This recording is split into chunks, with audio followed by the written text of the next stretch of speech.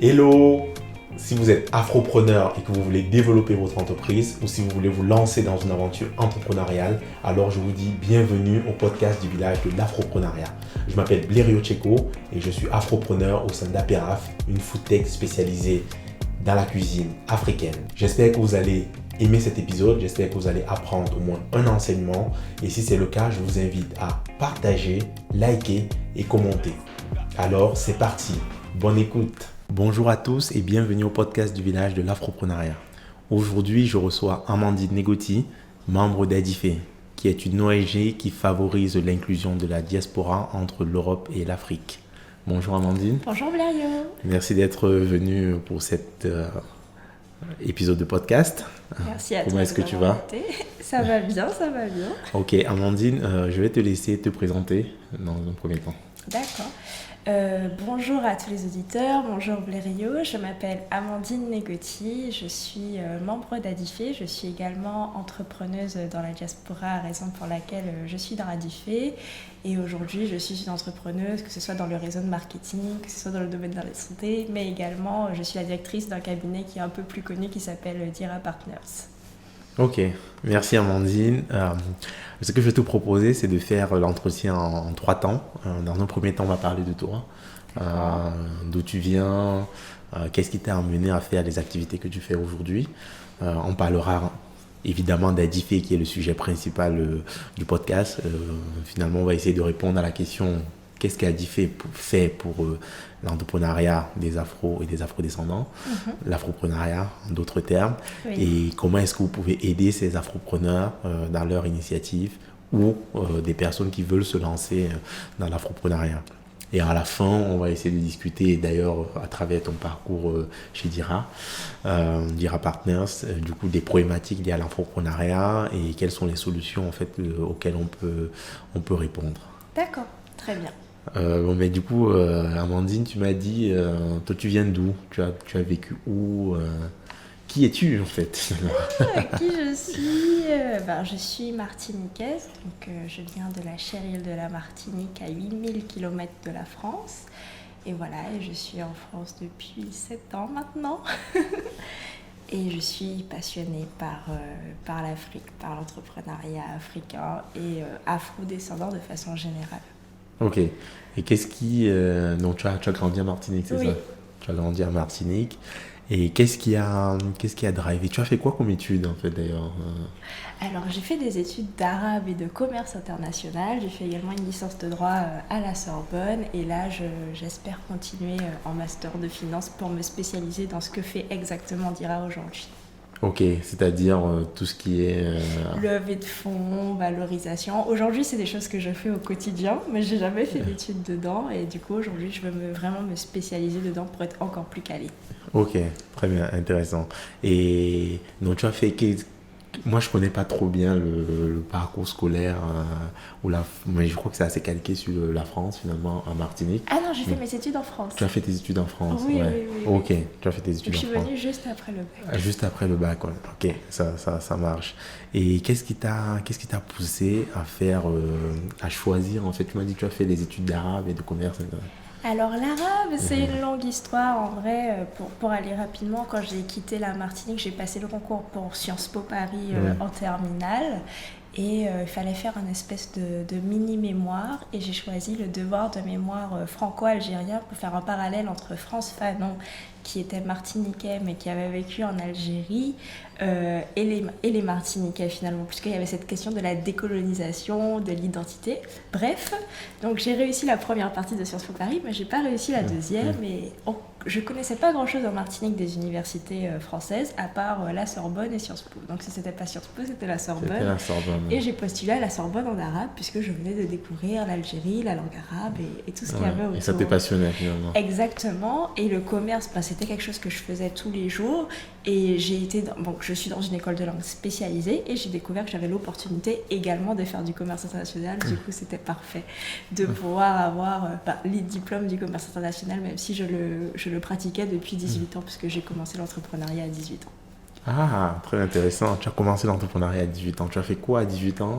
Alors à 18 ans, j'ai commencé dans le réseau de marketing. Donc mes parents ont fait du réseau de marketing à très très grande échelle en Martinique, Guadeloupe, Guyane et Canada. Et donc ils faisaient de l'import-export de produits d'une marque américaine. Et donc moi, quand je suis arrivée en France, j'ai développé mon réseau sur la France. Et je suis devenue la plus jeune leader d'Europe d'une société qui s'appelle Amway. Et c'est comme ça d'ailleurs que j'ai découvert l'entrepreneuriat africain. Ok. Donc, c'était quoi? Ce réseau-là, c'était un réseau lié à tes parents? Alors mes parents, ils ont fait ça depuis que je suis jeune, c'est ce qu'ils font. Et donc quand je suis venue en France, j'ai commencé à mon compte. À ton compte, mais toujours pour la même entreprise, c'est ça? Oui, c'est ça, toujours pour la même société. Okay. Et c'est de la vente de quel type de produits? Toutes sortes, que ce soit des produits ménagers, des produits pour les cheveux, des produits pour la peau, des pâtes, de l'huile d'olive. Ok, ah, hyper intéressant. Moi, je découvre aussi. Ok, et du coup, tu m'as dit que c'était à 18 ans donc dès que tu es arrivé ici, c'était un choix de ta part? Oui, c'était un choix de ma part. Ok, et comment est-ce que tu as fait pour avoir cette opportunité-là? Alors, tout le monde peut avoir l'opportunité, c'est très simple, vous cliquez sur internet, vous vous enregistrez et vous devenez entrepreneur. Après, pour réussir, il faut justement découvrir faire de la vente, ou alors vous pouvez parrainer. Donc il y a deux options, soit vous vendez des produits et vous avez tout simplement votre bénéfice, ou alors vous faites un réseau, et c'est comme si vous avez une boutique en fait, et les gens consomment dans leur propre business. En fait, c'est comme si aujourd'hui vous allez chez Carrefour, mais Carrefour ne vous reverse pas 25% de ce que vous achetez. Et dans le réseau de marketing, c'est comme ça. Vous avez 25%. Mais si vous parrainez des gens, les gens, ils développent du volume d'affaires et ça vous fait votre chiffre d'affaires. Ok. C'est très intéressant. Je connaissais pas le réseau de marketing. On dit la vente directe. Ok, la vente directe.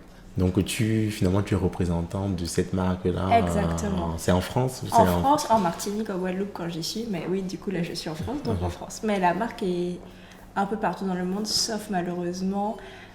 elle est juste en Afrique du Sud et au Botswana. Elle n'est pas dans le reste de l'Afrique. Dans le reste de l'Afrique. Ok, très intéressant. Et du coup, tu as quand même voulu faire cette activité-là avec tes études. Tu n'as pas peut-être pensé à te spécialiser dedans et travailler dedans? Si, je suis spécialisée dedans, je continue, je ferai ça toute ma vie en fait. Okay. Les études, alors je vais le dire comme ça, peut-être qu'il y a des gens qui ont besoin de l'entendre. Moi, malheureusement, j'ai pas été éduquée dans les études parce que tout le monde est entrepreneur, mes grands-parents sont entrepreneurs, mes parents sont entrepreneurs.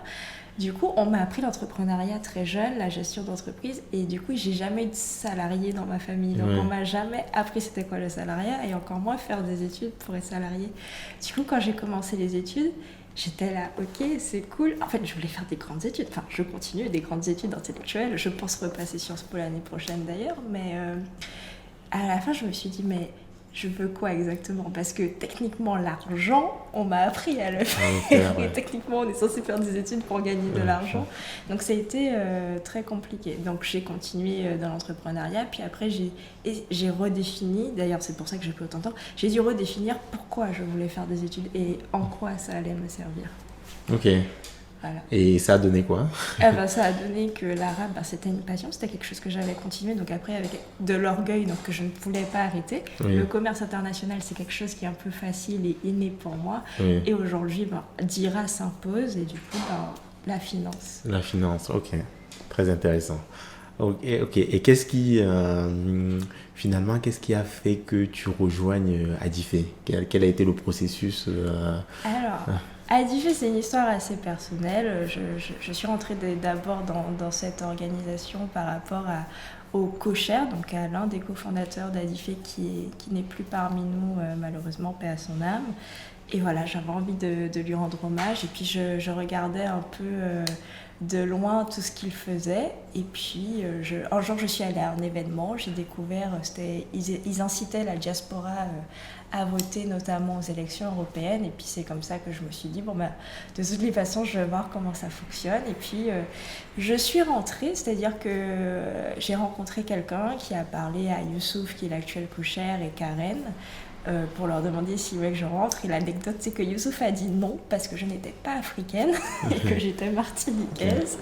Et puis on a discuté, et puis il m'a dit Je crois que tu es plus africaine Okay, que tous les Africains que je connais. Et voilà, et c'est comme ça. Puis il y a eu des événements et j'ai tout de suite plongé dans le bain. Et me voilà aujourd'hui. Ok, qui représente d'ailleurs Adifé pour ce podcast. Donc c'est aussi un symbole de confiance que Youssouf te donne Oui. à travers ta présence aujourd'hui. Ok, et du coup, si on prend un peu, si tu dois définir Adifé, tu dirais que c'est quoi? Alors, Adifé, comme tu l'as dit, c'est une ONG qui permet l'inclusion de la diaspora entre l'Europe et l'Afrique.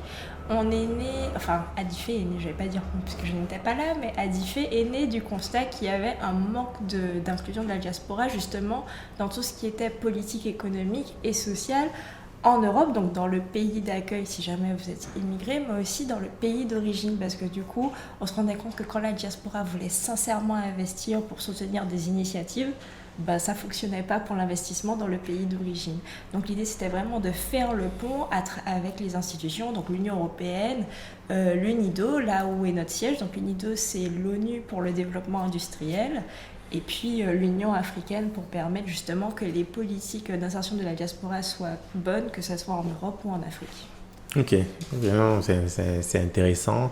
Je crois que Adifé, c'est un nom qui est lié à un forum que vous organisez. Oui. Ouais. Alors Adifé, African Diaspora Youth Forum in Europe. Alors ça fait partie des initiatives qu'on fait. Donc effectivement, on a déjà fait 6 grands forums à l'ONUDI à Vienne où nous faisons venir des entrepreneurs du continent, des entrepreneurs de la diaspora pour qu'ils connectent, mais surtout des membres institutionnels. Par exemple, nous avons déjà reçu Kagame, des ministres du continent, afin que justement les entrepreneurs, que ce soit sur la diaspora ou le continent, sachent tous les dispositifs que les États peuvent mettre en place pour les aider à se développer. Ok, très bien. Et est-ce que tu peux nous dire comment ça a été créé Adifé? Est-ce que tu as l'histoire d'Adifé? Tu m'as dit que ça a été créé en quelle année encore? Adifé, si je ne me trompe pas, c'est 2014. En 2014, ok. 2014, c'est Youssouf et Karim, donc Karim qui est décédé, comme je le disais tout à l'heure. Et je pense que c'est de son constat. Je n'ai pas toute l'histoire, mais je sais que Karim, c'était quelqu'un qui aimait beaucoup parler, beaucoup rencontrer les gens. Il a rencontré Karen, il a dit à Karen, viens. Karen était déjà dans la politique. Et aussi, il y avait un consortium d'associations, puisqu'Adifé fait partie d'Adept, qui est aussi une ONG, mais qui regroupe toutes les associations de la diaspora, qui est en relation directe avec l'Union européenne. Okay. Et de là sont nées toutes ces synergies qui ont permis d'ailleurs au forum qu'on voit à l'UNIDO chaque année de naître. Ouais. Et le forum, on a dit que c'était à Vienne, en fait, si j'ai bien compris. C'est à Vienne, mais il est possible que d'autres années, ça se passe ailleurs. J'imagine que du coup cette année ça n'a pas pu se faire à cause du Covid, malheureusement, ou de la Covid, comme on dit. Ok, très intéressant. Aujourd'hui, Adifé, c'est combien de membres? Est-ce que tu peux nous... Alors, combien de membres? Alors, je dirais que dans la partie organisationnelle, pour ne pas me tromper, je dirais qu'on est une quinzaine. Okay. Et ce que je disais à Yuzu, c'est qu'il y avait toujours plein de membres que je découvrais à chaque fois, donc je ne peux pas dire exactement combien on est au total, mais il y en a qui s'engagent sur certains événements. Il y en a qui vont préférer les événements concernant l'entrepreneuriat, d'autres concernant l'engagement civique, ou d'autres concernant tout ce qui est employabilité. Ok, donc oui, d'ailleurs, ce sont les trois thèmes que vous adressez avec Adifé. Si j'ai bien compris, employabilité, engagement physique et entrepreneuriat. Exact. Ok, très, très intéressant. Dans quel pays vous êtes bien implanté, on va dire, entre guillemets, aujourd'hui? Aujourd'hui, la Vienne, la Belgique, donc j'ai dit, l'Autriche, Belgique, France, un peu l'Allemagne. Ok, voilà. Un peu l'Allemagne. Très bien. On va peut-être, nous, parce que c'est le sujet un peu entrepreneuriat qui nous intéresse particulièrement. Ok, comment aujourd'hui Adifé se positionne par rapport à l'entrepreneuriat de la diaspora. J'ai compris qu'il y a déjà le forum qui permet aux entrepreneurs de la diaspora de connecter avec des institutions. Est-ce qu'il y a d'autres actions que vous mettez en place? Il y a eu l'événement Lancer son business en Afrique le 12 mars avec Impéraf et le REDA. Tout à fait. Sinon, en fait, à DIFE, la plupart du temps, on emmène des entrepreneurs dans des hauts sommets internationaux et avec des chefs d'État. Il y a 2 ans, il me semble, Adife a permis à pas mal d'entrepreneurs de la diaspora de partir à l'Union africaine pour décider des nouvelles lois qui vont être mises en place pour les entrepreneurs sur le continent. Donc en fait, c'est ça, mais c'est surtout beaucoup de lobbying. Donc vraiment, Adife, on agit directement sur les institutions. On est quasiment dans toutes les commissions européennes de la diaspora. Par exemple, il y a 2 mois, j'étais en commission européenne avec la vice-présidente de la Commission européenne parce que le sujet de la discrimination avait été porté très haut via la mort de George Floyd. Et là, on a pu dire justement ce qu'on voulait pour tout ce qui était discrimination. Mais j'ai pu aussi parler de la diaspora et du fait que c'était difficile pour certains immigrés, par exemple, d'entreprendre, alors qu'on devrait leur faciliter l'entrepreneuriat si on ne peut pas les embaucher immédiatement. Donc voilà, Adife, c'est vraiment toucher directement les institutions par le lobbying et amener les entrepreneurs directement aux institutions, que ce soit dans les gouvernements, dans les ministères ou alors tout simplement dans les sièges de l'Union africaine. Oui, c'est très intéressant. Donc vous êtes vraiment le pont entre les problématiques que la diaspora a aujourd'hui et finalement les décideurs aussi institutionnels. Ok. Comment est-ce qu'on fait pour justement vous adresser nos problématiques? Qu'est-ce que vous mettez en place pour récolter ces problématiques-là? Alors, souvent, on a des événements. Donc, du coup, dans les événements, on vous rencontre. Sinon, vous pouvez toujours nous parler sur nos réseaux sociaux. On est très réactifs. Après, je pense que les têtes les plus actives, que ce soit Youssouf, Karen, Audrey, Djikiné, moi, Gérardine, on est assez accessible, donc il suffit de nous écrire, que ce soit sur nos réseaux finalement, perso. si je comprends bien, c'est à travers vos discussions avec les entrepreneurs. Oui, il n'y a pas quelque chose d'organisé forcément pour récolter, mais c'est plutôt chacun dans son côté récolte, et quand vous faites vos réunions, vous arrivez à faire ressortir des problématiques. Oui, parce que en fait, par exemple, je vais prendre l'exemple du REDA. Le REDA est au contact direct des entrepreneurs. Oui. Nous, moi, par exemple, lancer son business en Afrique, c'est quelque chose d'inédit pour nous parce que c'est beaucoup plus direct. C'est vrai qu'on a le sommet, mais le sommet a toujours cette partie institutionnelle. Et la plupart du temps, en fait, Adife est dans un combat institutionnel. Donc, c'est pas un combat de public, c'est un combat d'arrière-plan, si je puis dire. Et c'est souvent répondre à des appels à projets. Par exemple, là, on essaye de répondre à un appel à projet pour que l'Union européenne organise des workshops pour la diaspora, et nous, on essaye de manager tout ça pour que la diaspora puisse avoir des outils clés pour se développer gratuitement. Ok. Donc c'est vraiment un travail de fond. C'est très intéressant. Donc aussi, pour rentrer dans le côté pratique, vous travaillez avec des associations d'entrepreneurs éventuellement, justement pour aussi comprendre les différentes problématiques, comme le REDA lors de lancer son business en Afrique, qui était la conférence qu'on a faite juste avant le Covid, avant le confinement, avant le confinement, avec plus d'une centaine de personnes à Paris qu'on comptait remettre, mais bon, là c'est un peu compliqué. Ok, donc aujourd'hui, est-ce que tu lances aussi un appel à d'autres associations de la diaspora d'entrepreneurs pour vous contacter éventuellement pour créer des partenariats et travailler ensemble? Oui, c'est ça, tout ce qui est association, réseau, je pense à Black Network aussi. Oui, tout ce qui concerne la diaspora, que ce soit une association d'entrepreneurs ou d'autres choses comme des think tanks à investir au pays qui s'intéresseraient à Adife, avec plaisir pour collaborer, n'hésitez pas. Ok, non, c'est très bien. Et on vous contacte comment? Sur nos réseaux sociaux, notamment sur LinkedIn, Instagram et Facebook. Twitter, je ne suis pas sûre qu'on soit très actif. Et sinon, vous me contactez moi ou l'un de nos membres que vous connaissez sur les réseaux sociaux. Sur les différents réseaux sociaux. Ok, très bien. Si on prend un peu du recul, je ne sais pas si tu as un dernier mot à dire sur Adife quand même. Non, je pense que j'ai dit Ouais, l'essentiel. je pense que tu as dit l'essentiel. Ok, si on prend un peu du recul et on parle d'afroprenariat, toi, quelle serait ta définition de ce magnifique terme? Alors, l'entrepreneuriat, c'est le fait de mettre en place une initiative, déjà, premièrement, qui répond à un problème. Pour Oui. moi, l'entrepreneuriat, c'est ça. Afroprenariat, je pense que c'est le fait d'entreprendre, donc de répondre à une initiative qui résout de mettre en place une initiative qui résout un problème par un afrodescendant, tout Un simplement. afrodescendant. Oui, c'est une définition. Je pense qu'il n'y a pas de définition correcte du terme, mais c'est finalement un terme que chacun s'approprie à sa façon. Et le village de l'afroprenariat, finalement, c'est juste de mettre en valeur l'entrepreneuriat fait par des Africains et des afrodescendants. Après, chacun a peut-être une manière de le définir. D'autres ne comprennent pas forcément la signification du terme, mais moi, je pense que c'est intéressant parce que il y a un côté identitaire avec ce terme-là que personnellement, en tout cas, j'apprécie. Ok, Amandine, si j'ai bien compris, toi, tu es une afropreneuse, en fait, quelque part. Oui, ah oui. Et est-ce que tu considères qu'un afropreneur ou une afropreneuse vit sa vie d'entrepreneur différemment que d'autres personnes qui auraient des identités différentes? Oui.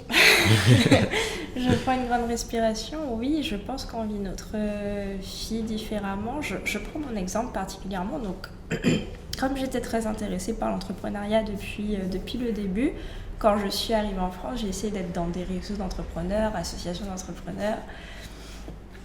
Je ne veux pas nommer les associations dans lesquelles j'ai fait partie, qui étaient très bien, mais c'est vrai que c'était très intéressant. J'en ai intégré, donc du coup en France, qui n'étaient pas des associations d'afroprenariat et qui étaient très intéressantes. Et j'avais l'impression d'être un peu avancée sur eux parce que souvent ce sont des étudiants qui trouvent que l'entrepreneuriat c'est cool, alors que je trouve ça aussi cool, mais pour le coup j'étais déjà dedans, je le pratiquais déjà.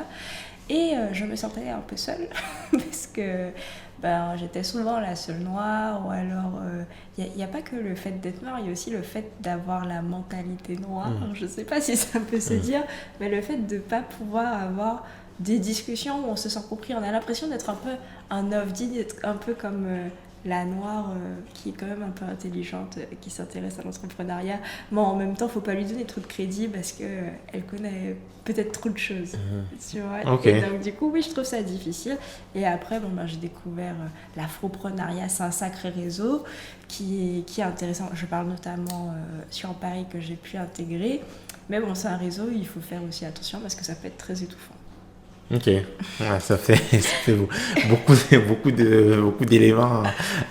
Si j'ai compris et si j'essaie de résumer, toi dans ton parcours, on va dire en France, tu as essayé d'intégrer des réseaux, si j'ai bien compris, plutôt d'étudiants. Au début, oui, étudiants entrepreneurs. Ouais, étudiants entrepreneurs. Après, j'ai fait des réseaux de stations web, des réseaux d'entrepreneurs tout court. Et finalement, tu t'es souvent senti seul parce que tu n'avais pas forcément de personnes avec qui discuter, tout simplement, en fait, d'avoir une conversation d'égal à égal, entre guillemets, où il n'y avait pas de préjugés ou de...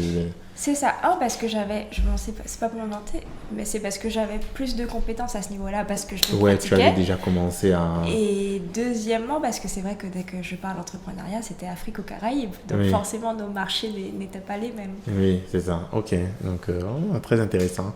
Et d'autre part, tu as dit que une fois que tu as intégré un peu le réseau d'afropreneurs ici à Paris, justement, tu as parlé de faire gaffe à ne pas être étouffé. C'est très intéressant. Oui, ne pas être étouffé parce que tout le monde se connaît. On ne dit pas ça souvent. J'ai beaucoup d'amis entrepreneurs afro-caribéens qui me disent Dieu merci, je ne suis pas à Paris. Parce que vraiment, quand tu vas là, tu retrouves celui-là, tu retrouves celui-là. Donc du coup, il faut tout le temps marcher sur des œufs parce que finalement, la réputation, ça va très vite. Il suffit qu'un entrepreneur ne vous aime pas, qu'il en parle à un autre. Vu que tout le monde se connaît, votre entreprise peut aller à sa perte. Enfin, c'est juste qu'il faut savoir garder les limites, mais ça reste un réseau très catalyseur.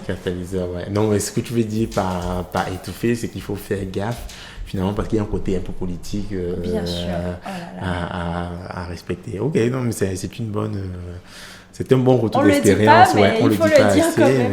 mais non, c'est vrai qu'il y a, c'est un peu aussi le but, hein, c'est d'avoir des retours de personnes qui ont les mains dedans et qui nous disent aussi comment faire pour naviguer dans toutes ces choses. Ok, intéressant. Et toi, si tu dois ressortir à travers ton parcours personnel, à travers les missions que tu as faites avec Adifé, notamment les problématiques dont tu parlais, celles que vous adressez aux décideurs, quelles sont pour toi les principales problématiques qu'un afropreneur a? C'est je dirais c'est la première, c'est la problématique que je traite aussi avec Dira Partners, c'est le fait de trouver du financement. Et deuxièmement, c'est l'accompagnement. J'ai l'impression que les afropreneurs peuvent négliger l'accompagnement et malheureusement, c'est super important parce que on n'a pas la chance d'être crédible tout de suite. Notre couleur nous empêche d'être crédible, notre culture nous empêche d'être crédible. Et souvent, si vous vous attaquez au marché africain et que vous êtes en Europe, vous êtes obligé de faire beaucoup d'éducation. Pour eux, il n'y a pas Internet, pour eux, les gens n'ont pas de smartphone, alors qu'on a des chiffres déroutants par rapport à cela. Et c'est ça le frein. C'est ça un peu le frein. Et c'est à ce niveau-là que je pense que la diaspora peut avoir cet affaiblissement ou le fait que beaucoup d'entrepreneurs de la diaspora veulent entreprendre en Afrique sans y aller. Sans y aller, ouais. Alors que comprendre la culture, c'est super important. C'est super important, ouais. Ok, donc toi, finalement, si j'en ressors des solutions, c'est se faire accompagner, notamment. Oui, mais se faire accompagner, et puis si vous voulez trouver des financements, oui, c'est sûr, il faut bien chercher, mais s'assurer d'avoir un business crédible. Oui, s'assurer d'avoir un business crédible. Non, c'est très intéressant. Est-ce que tu as d'autres conseils ou solutions à apporter aux afropreneurs Alors, le conseil, c'est le conseil que je donne à la plupart de mes clients parce que cette question revient souvent, donc ça revient au financement. Ne vous inquiétez pas si vous n'avez pas d'argent. L'argent se trouve toujours. Le plus important, c'est votre idée. Et donc, une fois que vous avez l'idée, commencez à planifier, écrivez parce que les paroles partent et les écrits restent. Et après, vous allez chercher comment avoir de l'argent. Mais toujours se dire que c'est une graine de riz qui fait un sac de riz, donc c'est comme ça qu'on dit ça en créole, je l'ai traduit en français, que c'est petit à petit. Je vais prendre mon exemple, comme ça ce sera plus simple. Quand on a lancé Dira, donc le premier produit que j'ai vendu, c'était un business plan. Je l'ai vendu pas très cher, je l'ai vendu entre 400 et 500 euros à l'époque, et je m'étais dit que c'était probablement le bon prix avec mes associés. Et donc j'ai cherché déjà s'il y avait quelqu'un qui était intéressé. Ouais, une personne. Donc j'ai trouvé une personne sur le marché africain, donc ça veut dire que c'était très bien. J'avais trouvé ma cible, il était prêt à payer, et après quand j'ai terminé, j'ai dit bon, c'est peut-être pas assez cher parce que j'ai passé beaucoup de temps, j'ai donné une qualité incroyable, je suis capable de ça, je peux même faire mieux. Et c'est comme ça que vous ajustez. Mais avec ces 500 euros, j'ai créé la société. La société n'existait pas. Je me suis pas dit, il faut créer une structure juridique, il faut déposer le capital. J'ai utilisé l'argent de mon premier client au noir, si je puis dire, pour créer la société. Oui, donc avoir l'idée exécutée d'abord avant Exactement. Ayez votre premier client. Même si je sais que vous voulez faire un produit technologique, faites un prototype. Ne cherchez pas à faire de la R&D, à chercher à faire une appli, ça coûte cher. Si vous n'avez pas l'argent, c'est qu'il ne faut pas. Donc vous allez faire petit à petit. Non, c'est un très bon conseil. Amandine, est-ce que tu as des mentors? Des mentors. Ou un mentor. Des mentors, ma mère et ma grand-mère, parce que voilà, c'est des entrepreneuses. C'est elles ma mère m'a beaucoup appris l'intérêt de la gestion financière dans une société et le fait qu'elles aient toujours été entrepreneuses, ce qu'on dit très peu aux entrepreneurs. Protégez-vous, parce que nous ne sommes pas salariés, et si c'est vraiment la vie que nous voulons mener avec tout le luxe qu'il peut y avoir dans le salariat, avoir une mutuelle, c'est important. Mutuelle complémentaire, cotiser pour la retraite, parce qu'il n'y a personne qui le fera pour vous. Donc si demain vous avez votre salaire de 15 000 euros que vous rêvez que votre société vous donne, tant mieux, mais pensez vraiment à vous protéger pour l'avenir, pour ne pas regretter. Ok, donc c'est ta mère ce sont ta mère et ta grand-mère qui ont été tes mentors. Oui. Et est-ce que tu lis aussi Oui, je lis. J'ai commencé à lire très jeune parce que dans le réseau de marketing, on nous apprend à lire très très jeune. Le livre que je recommande à tout le monde, c'est Donner sans compter, qui ne s'appelle plus comme ça maintenant, mais c'est le livre qui a été réédité en fait, c'est ça? Qui a été réédité et qui s'appelle maintenant L'effet philanthropique. L'effet philanthropique, et c'était de qui? Bob Jurg et quelqu'un d'autre, mais j'ai oublié le prénom. Ok, non, mais du coup, de toute façon, je vais le mettre dans la description du podcast également. Voilà. Ok, merci Amandine. On arrive à la fin de l'interview. Je vais te demander de mettre en lumière, parce que le village de l'afroprenariat, c'est aussi la mise en avant d'afropreneurs qui sont au combat et qui essayent de faire marcher leur initiative. Donc, je te proposais de mettre en avant une initiative, n'importe laquelle, que tu souhaiterais. Que je souhaiterais mettre en avant. Alors, je vais penser à une amie qui vient de se lancer à Marseille et qui a mis sur place une association, une Camerounaise d'ailleurs, qui a mis en place une association qui s'appelle Bininga et qui aide justement les femmes en Afrique à se développer dans l'entrepreneuriat. Ok, elle s'appelle comment? Anicelle Rennes-Cougnier et c'est la cofondatrice de Wikashop. Ok, bon, ben Anicelle, on te salue et on te souhaite bon courage dans cette nouvelle initiative qui s'appelle Bininga. Bininga ou Beninga, en tout cas ça veut dire quelque chose. Ok, on va le noter aussi de toute façon en description du podcast. Amandine, je vais te remercier pour ces belles paroles, ce bel épisode. Merci pour tes conseils. Où est-ce qu'on te retrouve, Amandine? Vous pouvez me retrouver sur mon Facebook, donc je ne m'appelle pas Amandine, mais Soleil Éclatant. Sur mon Instagram, où je m'appelle S'Éclatant. Sur LinkedIn, où je m'appelle Amandine Negoti. Et sinon, sur les pages de Dira Partners, mais ce n'est pas sûr que ce soit moi qui vous réponde toujours. Et Adifé, du coup. Adifé, à mon adresse mail, donc, qui est amandine.negoti@adifé.eu. Voilà. Ok. Et Adifé, évidemment, sur toutes sur les réseaux sociaux. Sur toutes les plateformes de réseaux sociaux. J'ai dit LinkedIn, Facebook, Instagram. Éventuellement. Ok. Du coup, je vais vous remercier d'avoir écouté cet épisode et j'espère que vous avez appris des choses intéressantes, notamment à contacter Adifé si vous avez des problématiques que vous aimeriez adresser à la Commission européenne, éventuellement à l'ONU, en tout cas aux décideurs. C'est une opportunité pour vous de faire entendre votre voix grâce à Adifé. Je vous remercie et je vous dis à très bientôt. Merci Valérie.